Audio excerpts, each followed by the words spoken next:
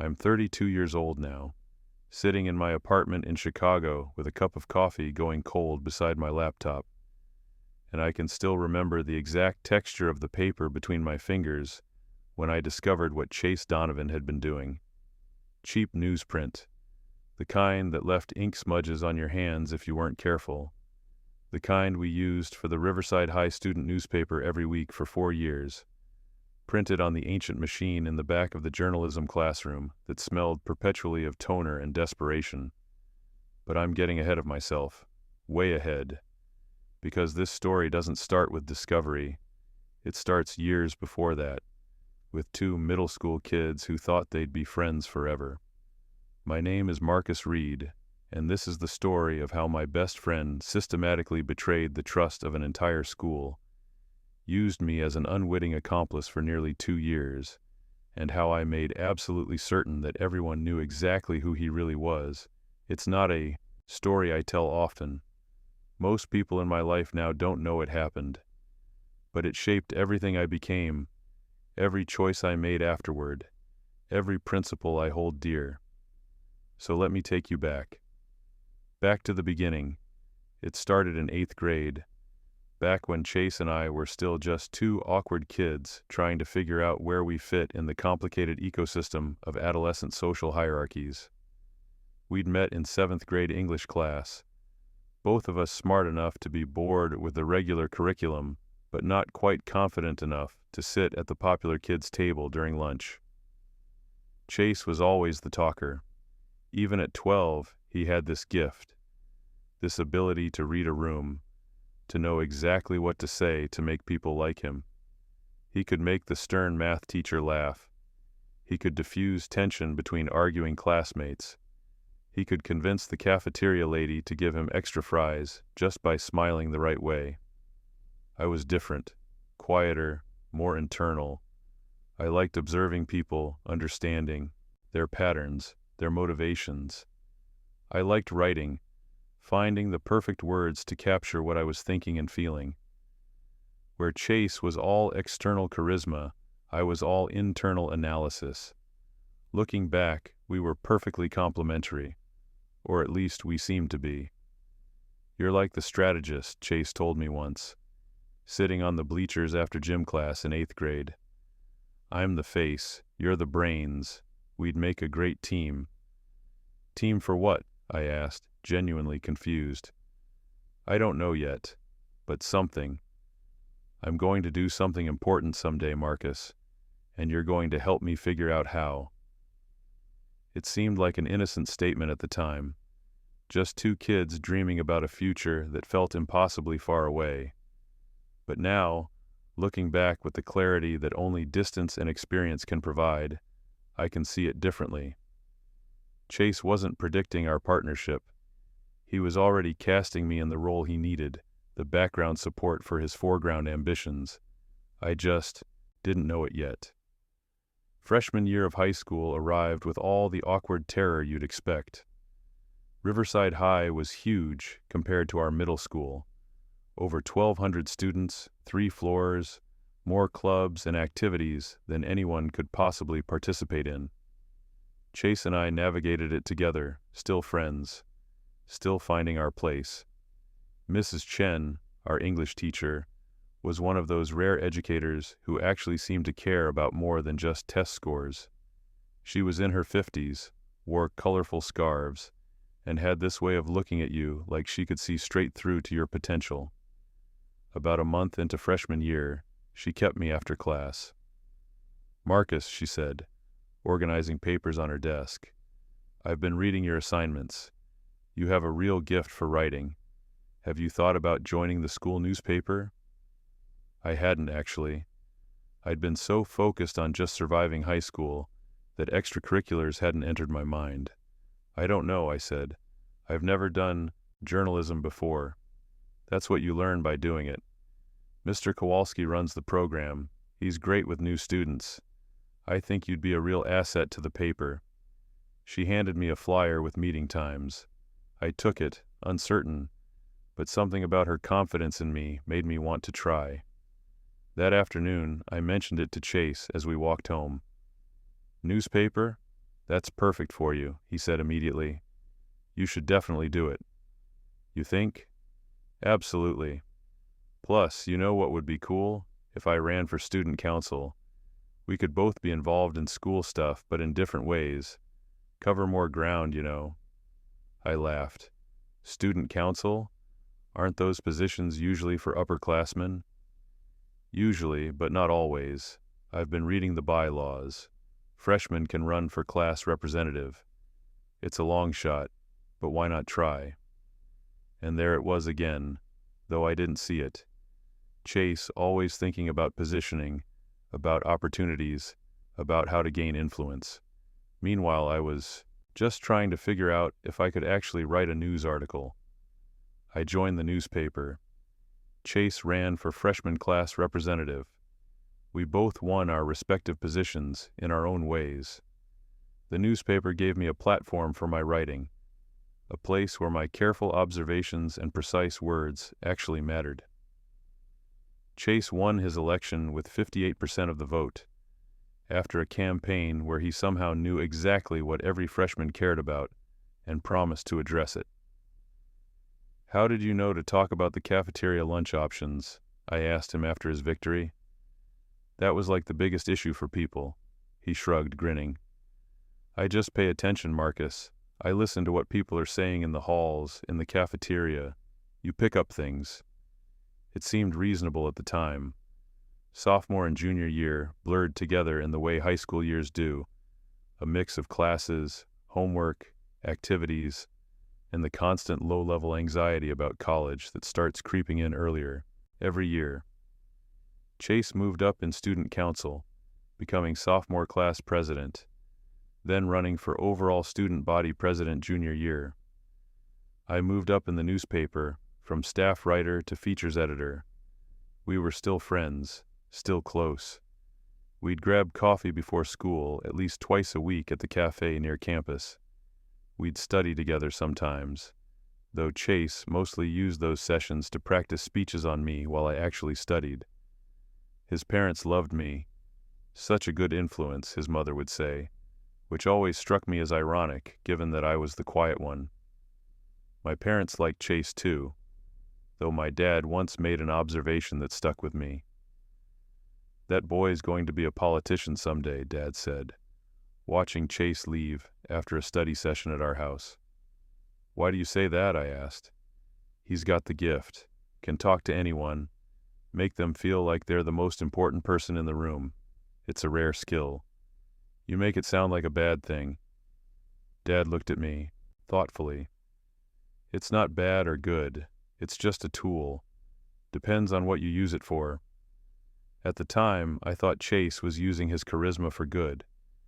He genuinely seemed to care about making school better.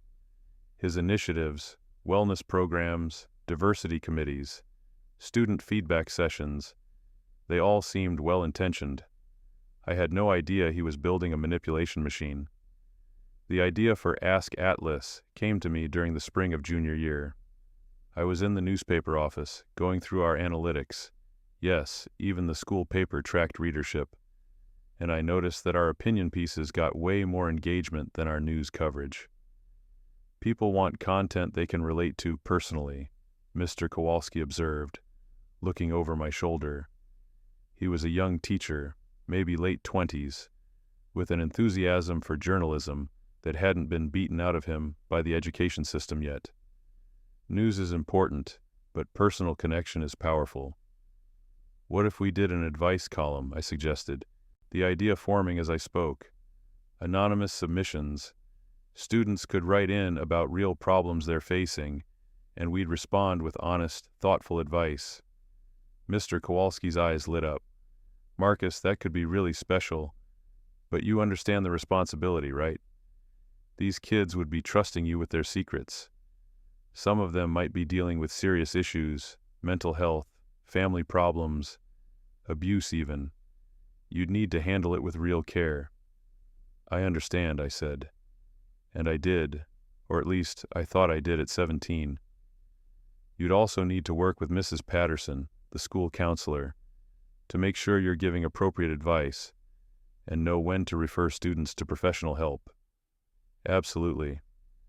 And we'd need clear protocols for confidentiality, maybe a dedicated email account that only you and I have access to, and a physical Dropbox for students who prefer paper submissions. We spent the next week planning it out, the dedicated email account, escatlessrhs@gmail.com, the Dropbox mounted on the wall of the newspaper office, the guidelines for what kinds of questions we could address versus what needed immediate professional intervention, the disclaimer that would run with every column, reminding students that while we'd try to help, we weren't therapists or counselors. I came up with the name Ask Atlas, because in Greek mythology, Atlas held up the world, bearing its weight on his shoulders. And maybe, I thought, with the idealistic earnestness of a 17-year-old, I could help people carry their burdens. I told Chase about the column idea over coffee one morning. "Dude, that's brilliant," he said immediately. "An advice column? Students are going to eat that up. You think people will actually submit questions? Are you kidding? Everyone's dealing with something. Half the school is stressed about college, the other half is stressed about everything else. You're giving them a place to talk about it anonymously. They'll submit." "I'm kind of nervous about it," I admitted. "What if I give bad advice? What if I mess up and make someone's situation worse?" Chase reached across the table and gripped my shoulder. "Marcus, you're like the most thoughtful person I know. You actually listen to people. You think before you speak.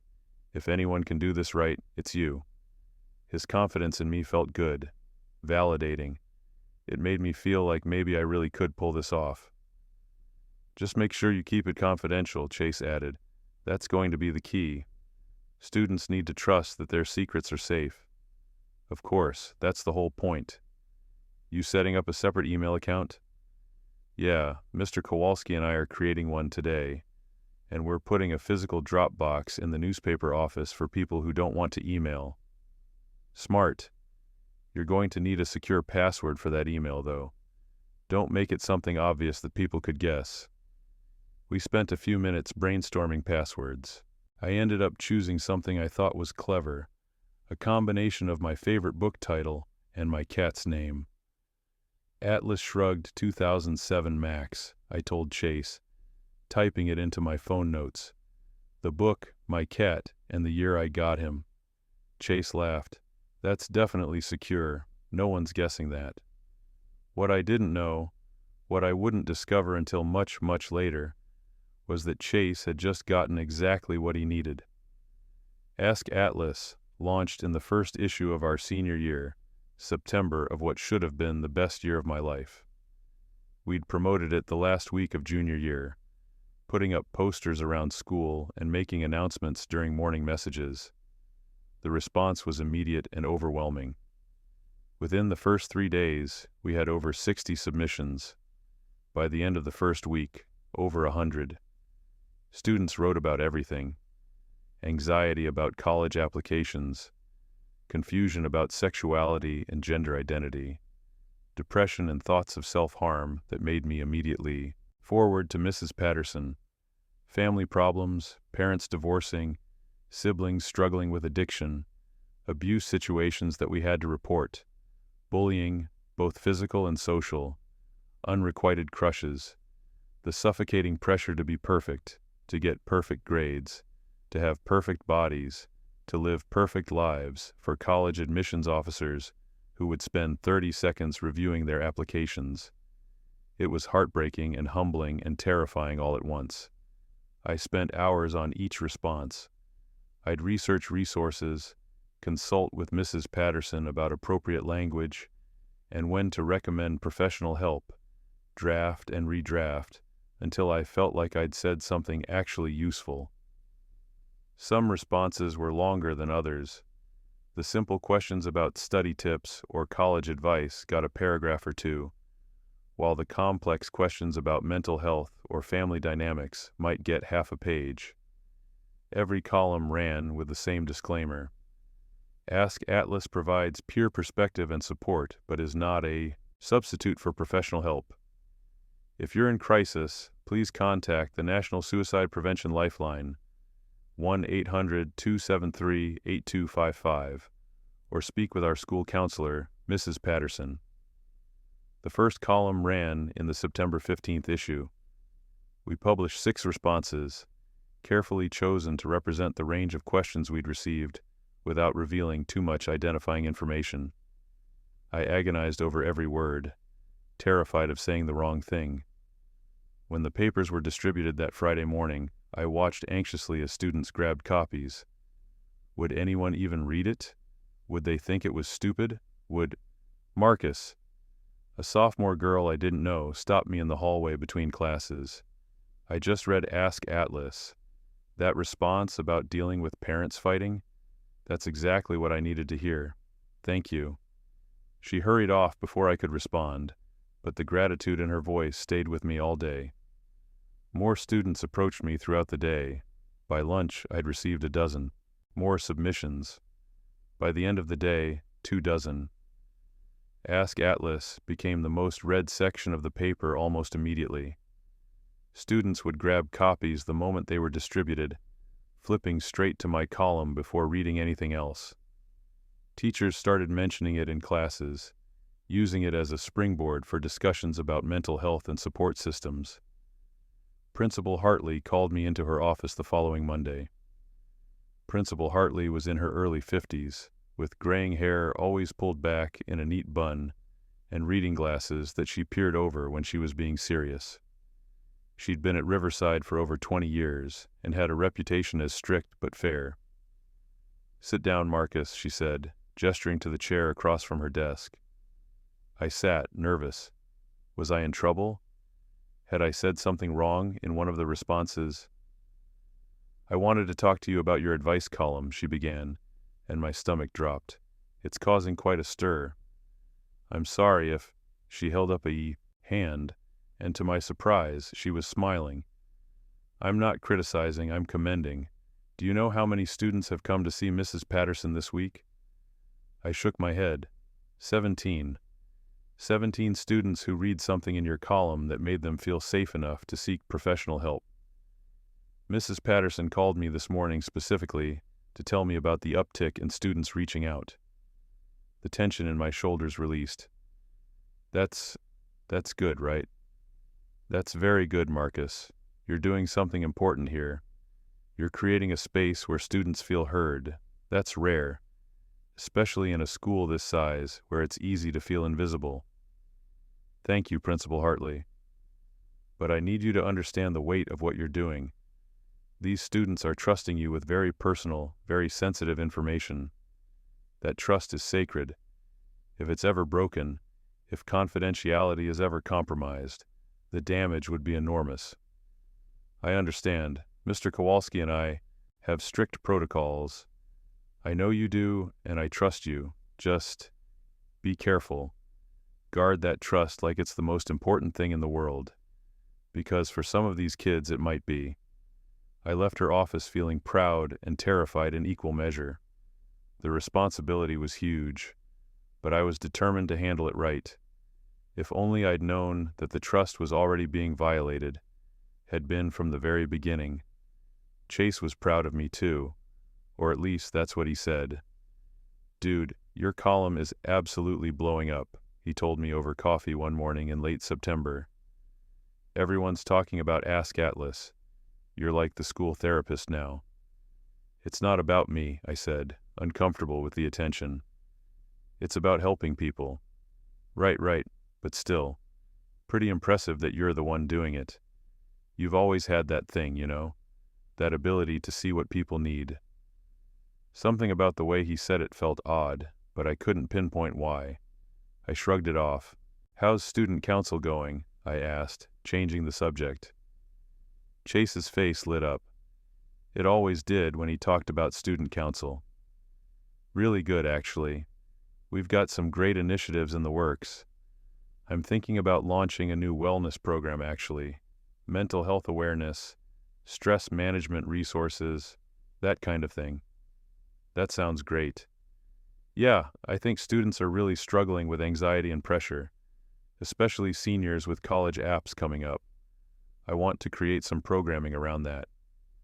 It seemed like a natural connection. My column was highlighting mental health issues, Chase's student council was addressing them with programming. I thought it was great that we were both working towards similar goals from different angles. I had no idea he was using my column as market research for his political initiatives. Over the next few weeks, I settled into a routine.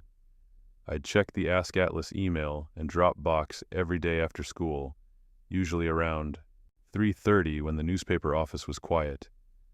I'd sort through submissions, flagging ones that needed immediate attention.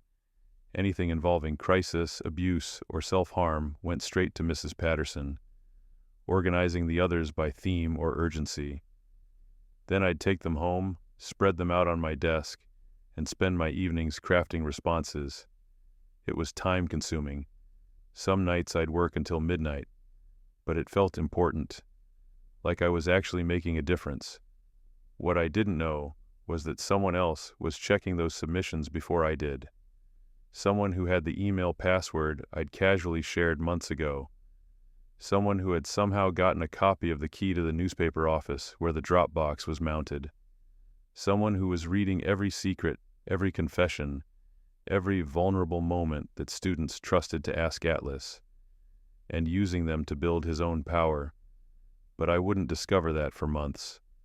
For now, I was just a 17-year-old kid trying to help people, convinced that I was doing something good.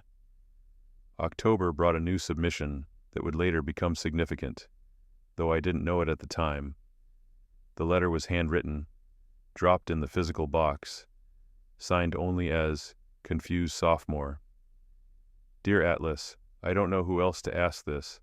My girlfriend keeps pressuring me to have sex, but I'm not ready. When I try to explain, she says I don't really care about her, or that I'm not a real man, or that everyone else our age is doing it, so what's wrong with me?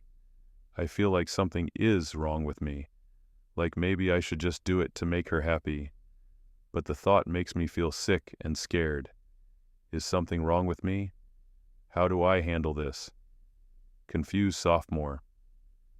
I read it 3 times, my heart aching for this kid. The pressure, the manipulation, the self-doubt. It was all there in his careful handwriting. I spent over an hour on my response, consulting with Mrs. Patterson to make sure I struck the right tone. Dear Confused Sophomore, first, and most important, there is absolutely nothing wrong with you. Your feelings are valid, and your boundaries deserve to be respected. Period. What you're describing isn't love or care, it's manipulation. A partner who truly cares about you would never pressure you into physical intimacy you're not ready for. They wouldn't make you feel guilty or question your worth because you have boundaries. Consent isn't just about saying yes. It's about saying yes freely, without pressure or coercion. And consent you give just to make someone else happy or to stop feeling guilty isn't real consent. You have every right to wait until you're ready, whether that's weeks, months, years, or never. Your timeline is yours alone. I strongly encourage you to talk to Mrs. Patterson, our school counselor. She can help you work through this situation and, if needed, help you develop strategies for setting firm boundaries or reconsidering whether this relationship is healthy for you. You deserve a partner who respects you completely. Don't settle for less. Atlas. The response ran in the October 12th issue. I felt good about it, felt like I'd maybe helped this kid understand that he wasn't the problem. 3 days later, something strange happened. I was in the hallway between classes when I saw Chase talking to Danny Chen, a sophomore I knew vaguely from newspaper meetings. They were standing near the lockers, and Chase had his hand on Danny's shoulder in that familiar, supportive way he had. I couldn't hear what they were saying, but I saw Danny's face, surprised, then uncomfortable, then almost frightened. Whatever Chase was saying, Danny clearly wasn't expecting it. I made a mental note to ask Danny if everything was okay next time I saw him, but then the bell rang and I forgot about it until weeks later. What I didn't know, what I couldn't have known, was that Chase had just approached Danny with specific knowledge about his relationship situation, knowledge that Danny had shared. only in an anonymous letter.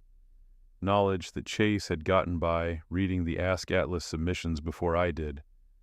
Chase had identified Danny by watching who put letters in the drop box. He'd started hanging around the newspaper office more, claiming he just liked being around the center of school news. And then Chase had used that vulnerable information to recruit Danny, to make him feel seen and understood by the caring student body president. "I know you're going through something tough with your relationship," Chase had told him. "If you need someone to talk to, someone who understands, I'm here. Actually, you know what? Student council is looking for new members, someone with your sensitivity, your awareness of relationship dynamics. You'd be perfect." Danny, feeling exposed but also oddly grateful to be understood, agreed. It was textbook manipulation, and I had provided the ammunition without knowing it. November brought more submissions, more responses, more students, finding solace in the anonymous advice column. The paper's distribution numbers were up 40% from the previous year, almost entirely because of Ask Atlas. Mr. Kowalski was thrilled. "Marcus, you've single-handedly revitalized interest in student journalism. I'm thinking about entering some of your columns for journalism awards. Would you be okay with that?" I was, of course. Who wouldn't want that kind of recognition? But more importantly, I was starting to see the real impact. Mrs. Patterson told me that more students were seeking help than ever before. Several teachers mentioned using my columns as springboards for class discussions. I received thank you notes, some anonymous, some signed, from students who felt less alone because of something I'd written. It felt good, really good, like I'd found my purpose, my way of mattering. Chase's student council was thriving too. He'd launched several successful initiatives: a study sanctuary program, providing quiet study, spaces for students struggling with concentration, a diversity dialogue series, fostering conversations about race and inclusion, an expanded college application workshop, addressing the anxiety many seniors felt, a peer mentoring program connecting upperclassmen with struggling underclassmen. Every initiative seemed perfectly targeted to what students needed. Chase's approval ratings, yes, student council did approval surveys, were over 80%. Teachers loved him. Principal Hartley loved him. Students loved him. "He just gets it," I overheard a junior saying in the cafeteria. Like, he actually understands what we're dealing with and does something about it.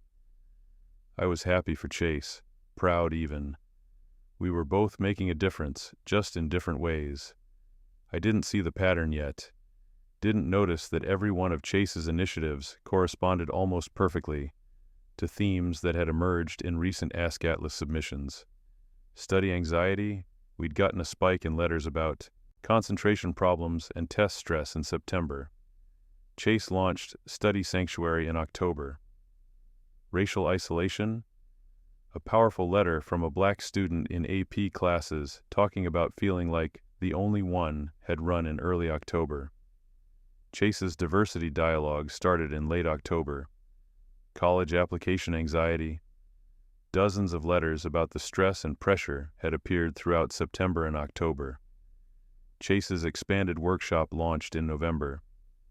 The correlation was there, obvious in hindsight, but at the time, it just seemed like Chase was being responsive to student needs, which in a sense, he was. He just wasn't discovering those needs through ethical means. It was mid-November when I started to feel like something was off, though I couldn't articulate what.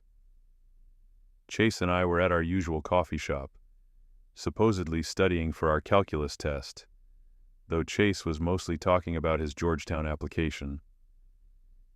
"The essay prompts are killer," he said, scrolling through them, on his laptop. "This one about ethical leadership is particularly tough. I need to show moral awareness, decision-making under pressure, commitment to serving others. You've got plenty of examples from student council," I pointed out. "Yeah, but I need something that really stands out. Something that shows depth of character, you know." He looked at me thoughtfully. Actually, I was thinking about writing about Ask Atlas. I looked up from my calculus textbook. What about it? About how we created it. About the ethical commitment to confidentiality, the responsibility of handling sensitive information, the impact of creating safe spaces for vulnerable people. It's a perfect example of ethical leadership in action. We didn't create it, I created it. Well, yeah, but I helped you think through the logistics, remember? We brainstormed together about how to structure it, how to ensure confidentiality. I was supportive from the beginning. Something about this conversation was making me uncomfortable. Chase, you being supportive of my project isn't the same as us creating it together. I'm not trying to steal credit, Marcus. I'd make it clear that you're the one actually writing the column. But the concept of student leaders creating ethical support systems for their peers, that's a narrative Georgetown would love. And it's true, we did work on it together in a sense. In what sense? I helped you refine the idea. I encouraged you to do it. I've been supportive throughout. That's collaboration. That's friendship, Chase. That's not the same as, look, forget I mentioned it. I can see you're uncomfortable with the idea. I'll write about something else. He changed the subject, but the conversation stuck with me. The casual way he'd tried to insert himself into my accomplishment. The reframing of basic friendship support as collaboration. The assumption that my project was available for his use. It was the first crack in my image of who Chase was. Small, barely noticeable, but there. December brought finals, holiday stress, and a surge in Ask Atlas submissions. Students were drowning in end-of-semester pressure, and they were turning to the column in record numbers. One submission stood out. Another handwritten letter. Dear Atlas, I think I might be gay. I've known for a while, but I've been too scared to admit it, even to myself. My family is really religious, and I know they wouldn't accept it. My friends make jokes about gay people all the time, and I just laugh along like it doesn't hurt. I feel like I'm living a lie, but I'm terrified of what happens if I tell the truth. How do you be yourself when being yourself means losing everything? Scared senior. My heart broke reading it. The fear, the isolation, the impossible choice between authenticity and safety. I took extra time with this response, consulting not just with Mrs. Patterson, but also with Ms. Rodriguez, the faculty advisor for the GSA, Gender and Sexuality Alliance. We crafted a response that validated his feelings, provided resources, emphasized that his timeline for coming out was his own, and reassured him that there were people and places that would accept him fully. Dear Scared Senior, first, you are valid. Your identity is real and deserves to exist in the world. Being gay isn't something wrong with you. It's something true about you. Second, your fear is completely understandable. Coming out when you're not sure of safety, physical, emotional, social, is genuinely scary, and only you can decide if and when you're ready to do it. Some people come out in high school, others wait until college or later when they have more independence and support systems. Both paths are okay. Neither makes you a coward. In the meantime, please know you're not alone. Our school's GSA meets Thursdays after school in room 204. It's a confidential space where you can be yourself.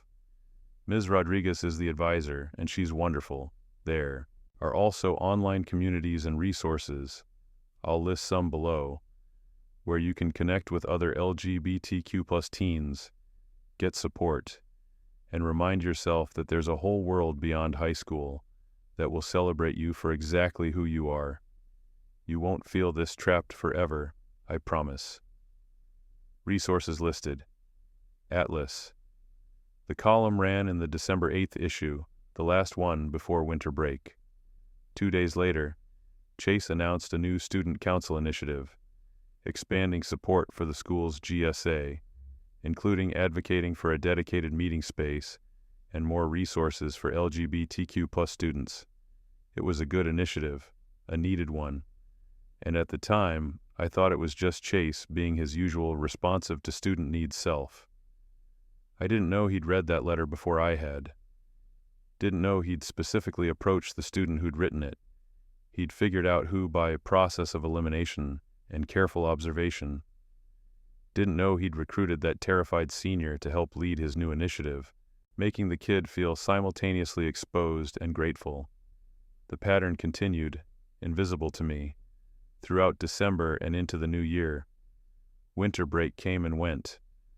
I spent it working on college applications, Northwestern for journalism, Columbia, USC, and trying not to think about how much my entire future hinged on the decisions of admissions officers I'd never meet. Chase spent it, I later learned, meticulously going through months of Ask Atlas submissions, taking notes, identifying students, planning how to use the information most effectively for his various initiatives and his own college applications. When we returned in January for the spring semester, things felt different. Or maybe I was just more aware. I started noticing small things. How Chase always seemed to know exactly what issues students cared most about, even before those issues became obviously widespread. How he'd recruit specific students to specific initiatives, students who seemed oddly perfect for those roles. How his timing was always impeccable, launching programs just as need became apparent. I didn't connect it to Ask Atlas, not yet. I just thought Chase was exceptionally good at reading the school's pulse. But then came the conversation that started to pull the thread. It was a Tuesday in late January. I was in the newspaper office during free period, sorting through the latest Ask Atlas submissions. Sienna Park, our photography editor, was at the next desk, editing photos for an upcoming feature on the basketball team. Sienna was a junior, incredibly talented, with this sharp observational eye that made her both an excellent photographer and a somewhat intimidating presence. She didn't suffer fools, didn't do small talk, and had a way of seeing through bullshit that most people didn't develop until they were much older. We'd worked together for over a year, but had never been particularly close. She was focused on her photography, I was focused on my writing, and the newspaper was big enough that not everyone was friends with everyone else. "Marcus," she said, not looking up from her screen, "can I ask you something?" "Sure." "How many people have access to the Ask Atlas submissions?" The question caught me off guard. I looked up from the letter I was reading. A sophomore struggling with her parents' impending divorce. "Just me, and theoretically Mr. Kowalski, but he never checks unless I specifically ask him to look at something. Why?" Sienna's fingers paused over her keyboard. "You're absolutely sure? No one else has the email password or a key to the Dropbox?" "Mr. Kowalski has a master key to the office, obviously, but no students. Why are you asking?" She finally turned to face me, her expression serious. "Because I think someone's been reading them." My stomach dropped. "What makes you say that?" Sienna closed her laptop and pulled her chair closer to mine, lowering her voice even though we were alone in the office. "Okay, you remember that submission 2 weeks ago? The one about the sophomore who was being pressured by his girlfriend to have sex before he was ready?" I remembered. The letter from confused sophomore had stuck with me, the vulnerability and fear in every line. "Yeah, what about it?" "The kid who wrote it is Danny Chen. Sienna, we can't identify people. That completely defeats the purpose of the anonymous. I'm not trying to out him, I'm trying to tell you something important. I know it was Danny because I was in the newspaper office when he dropped it in the box. I saw him." I felt a flash of frustration. "You shouldn't have been watching." "I wasn't watching on purpose. I was picking up some prints from Mr. Kowalski's desk, and Danny came in. He looked around to make sure no one was there, didn't see me in the back corner, and put a letter in the Dropbox. Then he left really quickly, looking nervous." "Okay, so you saw someone submit a letter, That doesn't mean, Marcus, listen. 3 days after your response to that letter ran in the paper, Chase approached Danny in the hallway. I saw the whole thing. I was photographing the new mural near the junior lockers, and they were right there.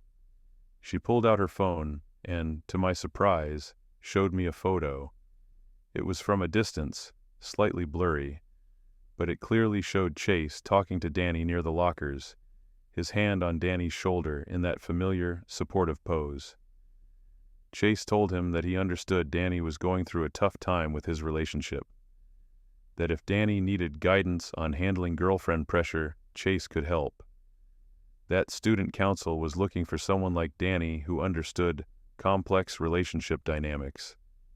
My hands went cold. How do you know what Chase said? I got close enough to hear some of it, and I talked to Danny after. He was freaked out. He asked me if there was any way Chase could know about his situation, because he definitely hadn't told anyone, and the only place he'd written about it was in that anonymous letter. Maybe Danny mentioned it to a friend, and that friend told Marcus. Sienna's voice was gentle but firm. Danny swore he hadn't told anyone, and he described what Chase said to him, and it matched details that were in that letter. Specific details that never made it into your published response. I felt like the floor was tilting. That's not possible. The submissions are confidential. Only I read them. Are you sure about that? Yes. I'm the only one with the email password. And I stopped. Because I wasn't the only one with the email password, was I? I'd told Chase the password months ago, casually, the way you share information with your best friend.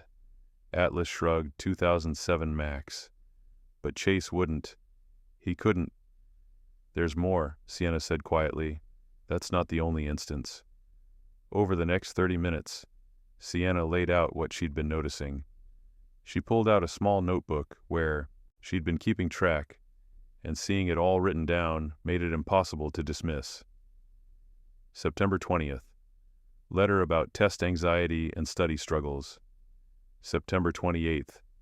Chase launches Study Sanctuary program, specifically recruiting the student who'd written the letter, whom Sienna had again happened to see dropping it off. October 15th. Letter from a black student about feeling isolated in AP classes. November 2nd. Chase organizes Diversity in Excellence program. Recruits that specific student as a leader. November 10th. Letter about financial stress preventing college visits. November 18th. Chase announces new student council scholarship fund for college application fees and visits. Approaches the student who'd written about financial concerns. December 8th. Letter about struggling with sexuality. December 12th. Chase launches expanded GSA support initiative. Recruits the terrified senior who'd written the letter. On and on. 15 instances where Sienna had noticed suspicious patterns. Chase launching initiatives that perfectly matched recent Ask Atlas submissions. Then recruiting the specific students who'd written those submissions. You're very observant, I said weakly, my mind reeling. Sienna shrugged. It's my job. I watch people, I notice things, I document them. At first, I thought the correlations were just coincidence. Chase being responsive to what students needed. But when I started tracking it, the pattern was too consistent.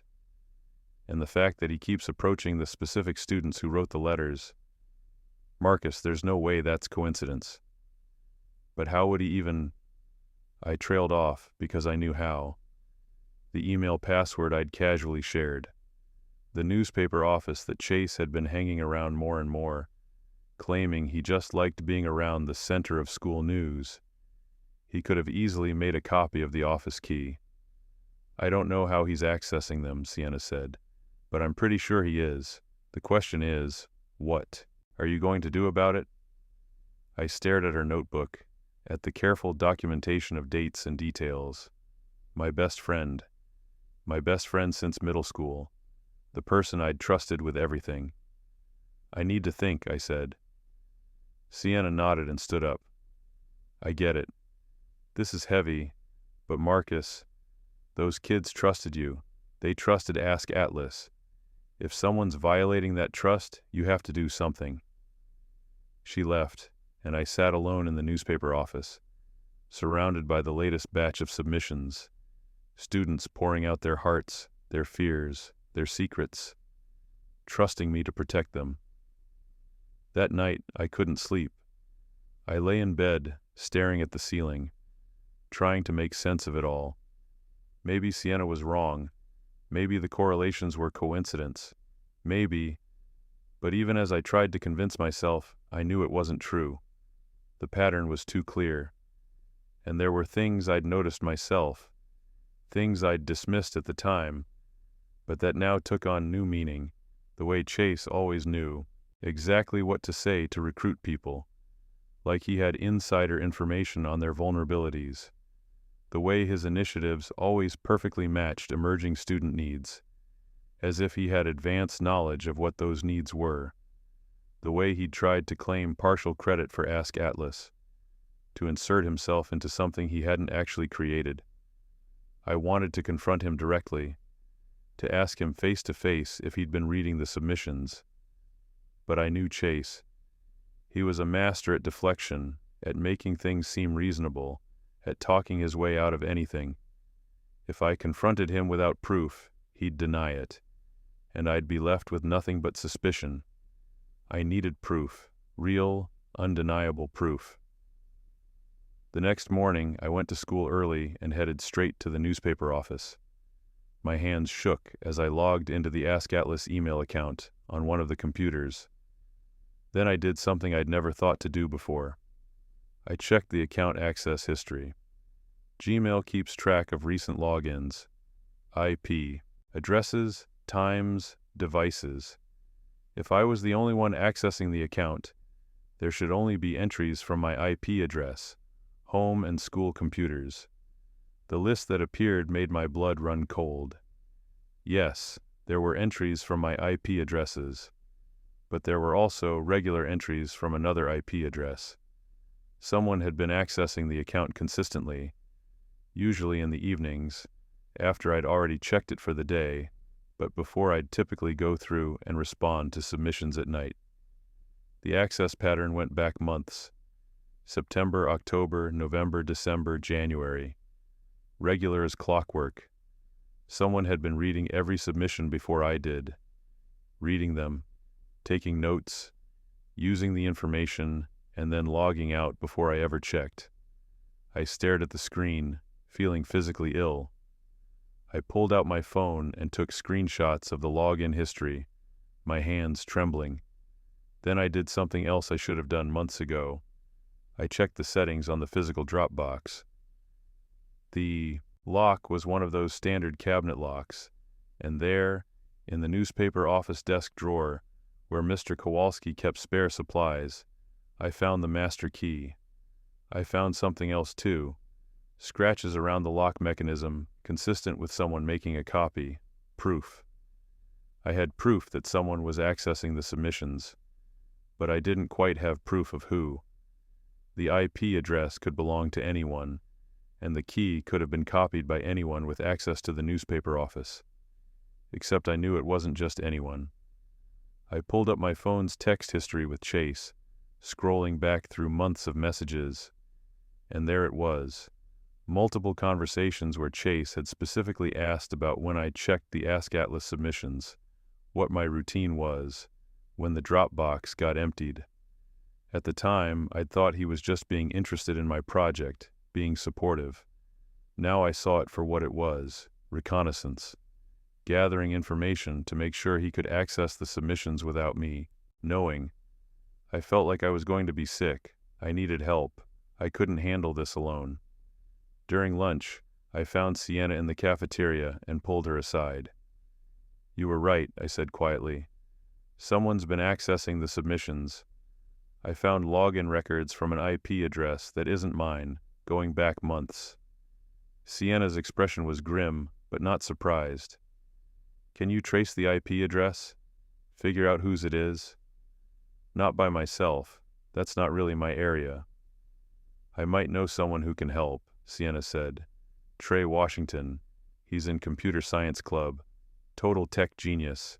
And he has, let's say, no love for Chase. Why not? Chase beat him for student body president last year. Trey's been convinced the whole time that Chase ran a dirty campaign, that he somehow knew exactly what to say to every constituency group, like he had insider information or something. But Trey could never prove it. Understanding dawned, because Chase did have insider information. Exactly, if anyone's going to be motivated to help you prove what Chase has been doing, it's Trey. 2 days later, I was sitting in a study room in the library with Trey Washington, a lanky senior with thick-rimmed glasses and an impressive collection of t-shirts with coding jokes I didn't understand. I'd given him the basic outline. Someone had been accessing a confidential email account without authorization. I had the IP address from the login history. I needed to know whose it was. So you want me to trace an IP address? Trey asked, his fingers already flying over his laptop keyboard. Can you do it? Technically, yes. Legally, depends on what we're planning to do with the information. If this is for something legitimate, someone has been systematically violating student confidentiality for months. I need to know who so I can stop them. Trey studied me for a long moment. This is about Ask Atlas, isn't it? And you think it's Chase. I didn't confirm or deny, but my expression must have given it away. I fucking knew it, Trey said, almost to himself. I knew there was something off about that guy. The way he always seemed to know exactly what people needed, exactly what to say. It never sat right with me. Can you trace it or not? Give me the IP address. I showed him the screenshots. Trey pulled up various websites and tools I didn't understand, typing rapidly, muttering to himself. Less than an hour later, he had the answer.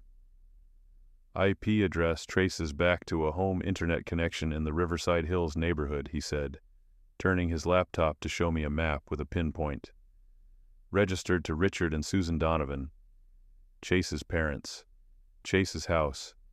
My best friend had been systematically violating the trust of vulnerable students for months, using their secrets to manipulate them, to build his own power, to make himself look like a responsive and caring leader. And I had provided him with access without even knowing it. That's not quite smoking gun evidence, Trey pointed out. Could theoretically be anyone in Chase's house using that connection.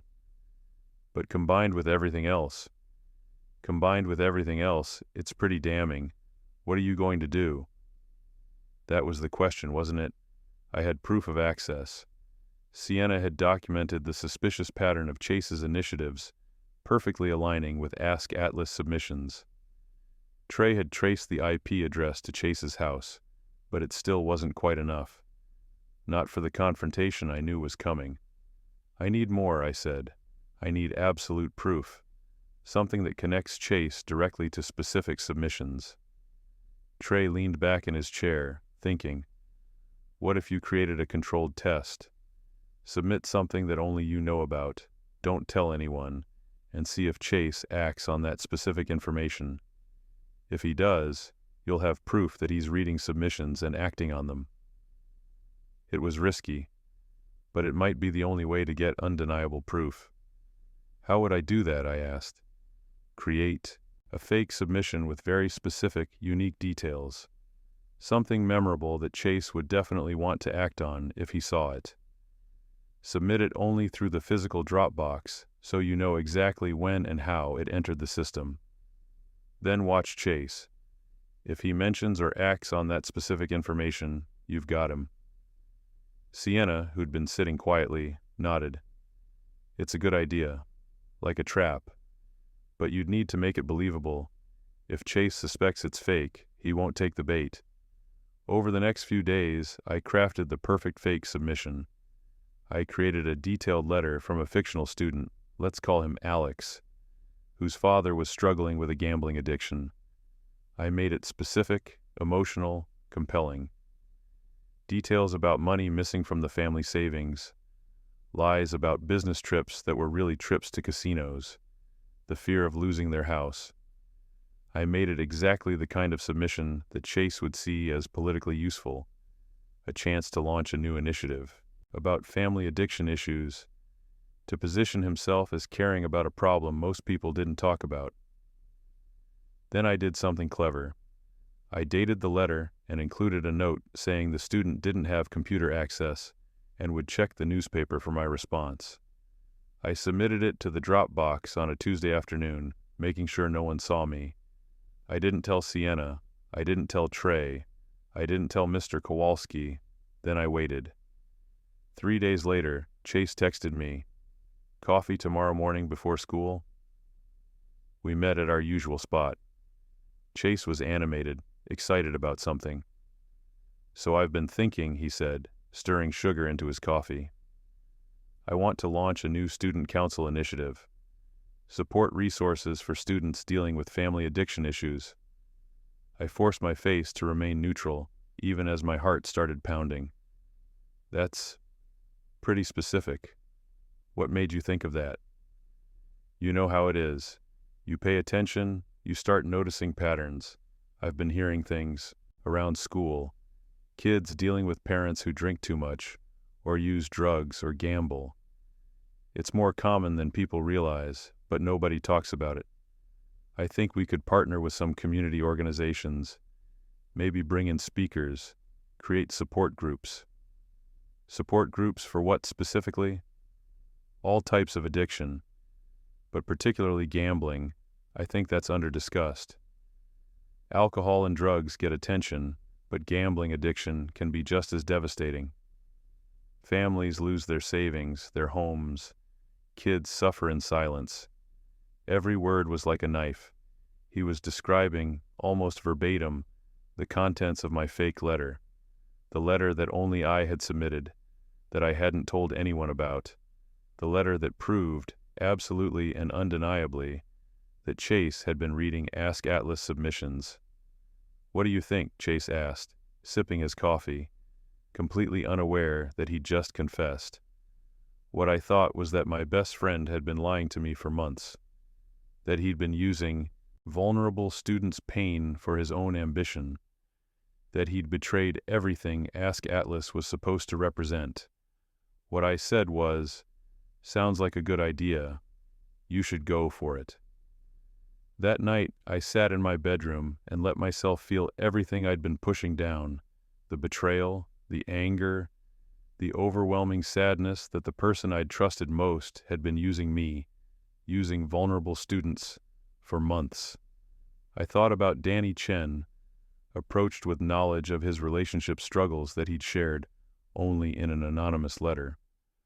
About the black student whose feelings of isolation became part of Chase's diversity initiative. About the terrified senior struggling with his sexuality who was recruited to lead an LGBTQ+ program before he was even ready to come out. About all the students who'd trusted Ask Atlas with their deepest fears and secrets, never knowing that those secrets were being harvested for someone else's political gain. My phone buzzed, a text from Sienna. "Did he take the bait?" "Yeah," I texted back. "Gambling addiction initiative." Used almost the exact language from the fake letter. "So we have proof. We have proof. What now?" That was the question. What now? I could confront Chase privately, tell him I knew what he'd been doing, demand that he stop. But private confrontation wouldn't undo the damage. It wouldn't hold him accountable to the students he'd manipulated. It wouldn't prevent him from doing something similar in the future. I could tell Principal Hartley, present the evidence, let her handle it administratively. But that felt inadequate somehow. Chase had built his entire reputation on being the caring, responsive leader. The students who'd voted for him, who'd trusted him, who'd joined his initiatives, they deserved to know the truth. Or I could expose him publicly, make sure everyone knew exactly what he'd done and how he'd done it. The third option felt right, but it was also terrifying. If I went public, there was no going back. Our friendship would be over. Chase's reputation would be destroyed. Everything he'd built would crumble. But he'd earned that destruction. He'd earned it every time he logged into that email account without permission, every time he approached a vulnerable student with knowledge he'd stolen, every time he used someone's pain to make himself look good. Over the next 2 weeks, I planned. Sienna created a comprehensive timeline, documenting every instance where Chase's initiatives had suspiciously aligned with Ask Atlas submissions. She included dates, details, and, where possible without violating student confidentiality, general descriptions of the correlations. Trey compiled the technical evidence, the login records, the IP address trace, the pattern of access times. I gathered everything else. The screenshots of text messages where Chase had been gathering information about my Ask Atlas routine. The photo of the physical Dropbox lock with scratches suggesting a copied key. The recording I'd made, yes, I'd recorded it, of Chase describing his gambling addiction initiative using language straight from my fake letter. And I wrote a speech. The most important piece of writing I'd ever done, because Chase had a big event coming up. Something perfect for what I had in mind. He was organizing a senior leadership summit in early December, a big assembly where student leaders would present their initiatives to the whole school. It was exactly the kind of self-congratulatory event Chase loved, and Principal Hartley had enthusiastically approved it.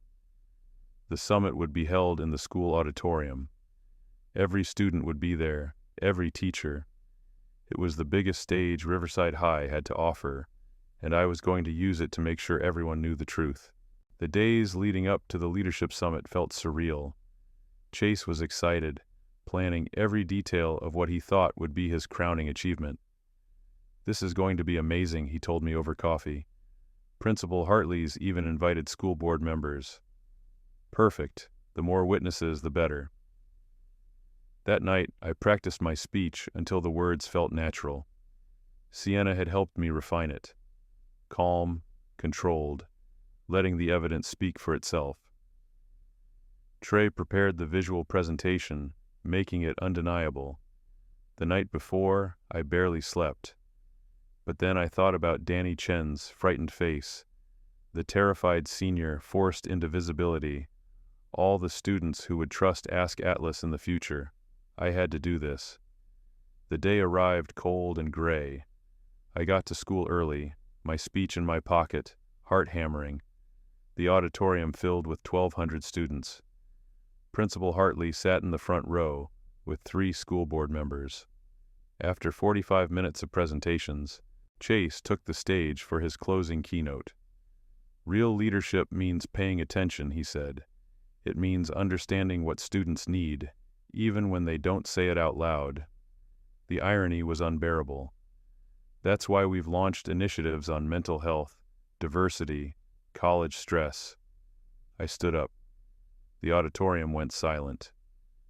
"Principal Hartley, I apologize for interrupting," I said, voice steady despite my racing heart. "But there's something the school needs to know about how Chase has been getting his information." Whispers rolled through the crowd.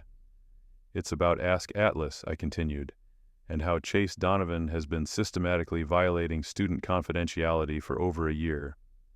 The auditorium erupted. "I have proof," I said. "May I approach?" Principal Hartley nodded curtly. I walked down the aisle, every eye following me. "Someone has been reading confidential Ask Atlas submissions," I explained. "Reading students' most private thoughts and using that information for their own purposes." Trey's presentation flickered to life, the timeline showing Ask Atlas submissions alongside Chase's initiatives. The pattern was undeniable. "That's just correlation," Chase protested. "So let me show you something else."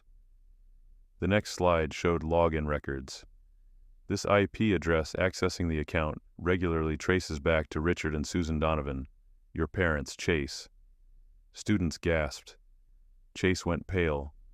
I showed the text messages where Chase had asked about my submission checking routine. Then I played the recording of Chase describing a gambling addiction initiative, using exact language from my fake planted letter. That letter was fake, a test. Chase used information he could only have known by reading confidential submissions. The silence was deafening. But the worst part isn't the breach. It's what Chase did with the information. He identified vulnerable students and recruited them at their most fragile moments. 20 students whose private pain became his political portfolio. My voice broke. You didn't listen to students, Chase. You exploited them. Chase's facade crumbled. I was trying to help. You violated their trust. You hurt every person who confided in that column. Principal Hartley stood. Both of you. My office now. As the auditorium emptied in chaos, I caught glimpses of faces. Danny Chen looking betrayed, the senior in tears, students putting pieces together. I'd done it. Now I faced the consequences. The meeting in Principal Hartley's office lasted 3 hours. Chase denied everything until she pulled up his school email. Months of forwarded submissions, screenshots, notes identifying students, strategic plans. He documented his own manipulation. I'm offering an alternative to expulsion, Principal Hartley said coldly. Immediate removal from all positions, 1-week suspension, mandatory counseling, and a permanent disciplinary note. You'll withdraw college applications referencing student council and forget about recommendation letters from this school. Chase's face crumbled. Georgetown is my dream. You should have thought about that before systematically violating vulnerable students' trust. To me, she said, while I appreciate you bringing this to light, ambushing him publicly was problematic. Without overwhelming public evidence, no one would have believed me over the golden student, I replied carefully. She didn't argue. Ask Atlas is suspended until we implement new security protocols. You're suspended 3 days for disrupting assembly, though it won't appear on your record. We left separately. We didn't speak. That was the last conversation we ever had. The aftermath was complicated. Chase's fall was immediate and total. He withdrew from Georgetown, ended up at state school, dropped out sophomore year. I've Googled him occasionally, minimal social media, no political career. Just a guy who peaked in high school. Part of me feels guilty sometimes, but then I remember the 20 students whose pain became his political capital. What I did wasn't revenge, it was accountability. Student response was mixed. Some saw me as a hero, others as vindictive. I lost some friends but gained others. Danny Chen thanked me through tears. Knowing it wasn't my fault, it helps. Ask Atlas returned with new security measures under Sienna's leadership. The column still runs today. I went to Northwestern for journalism, became editor-in-chief, then an investigative reporter. Now I work for a major Chicago newspaper, exposing corruption and holding the powerful accountable. Every time I write a piece that makes someone in power squirm, I think about that December morning. About choosing truth over comfort, accountability over friendship. Chase taught me what corrupt leadership looks like. Exposing him taught me what courage looks like when it matters. And Ask Atlas taught me that trust is sacred. Protecting it is one of the highest responsibilities we have. Those lessons guide my work every day. 15 years later, I'm working on a piece about a city councilman using confidential constituent complaints to target political enemies. The parallels aren't lost on me. The councilman will lose his position. His career will be over, and I'll feel that same mixture of satisfaction and sadness. Because exposing wrongdoing is necessary, but it's never simple. It costs something for everyone, but some things are worth the cost.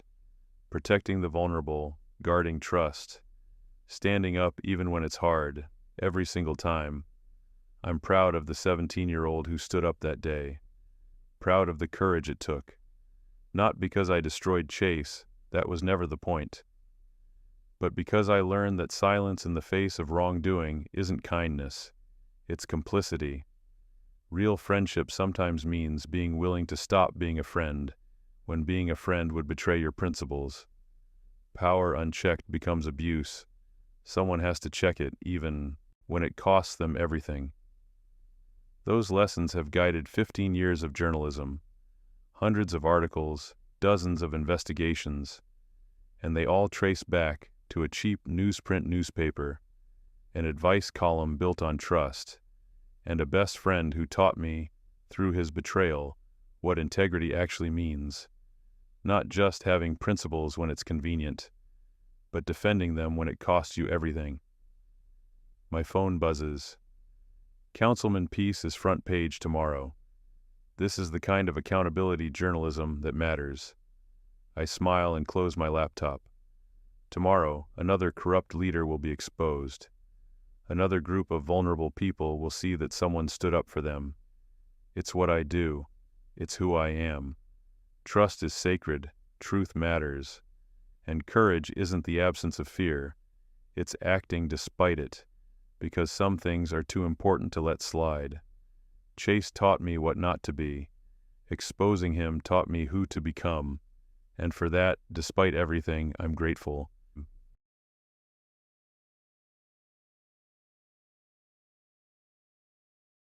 Stories like this happen more often than we think. Subscribe if you want to hear the ones that usually stay unspoken. And if this story made you pause, a like helps the channel grow.